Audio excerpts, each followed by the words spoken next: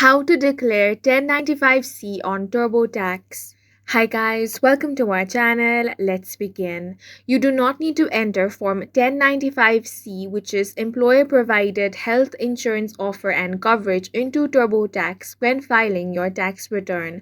Form 1095C is provided by your employer to show that you were offered health insurance coverage, but it is for your records only.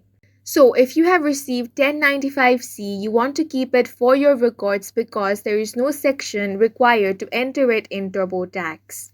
It also does not impact on your refund or tax owed.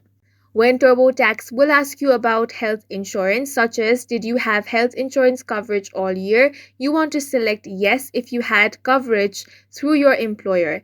And that is it, because TurboTax will not ask you to enter the details of 1095C. And that's it for this video. If you found it helpful, please make sure to hit the like button and subscribe for more videos like this.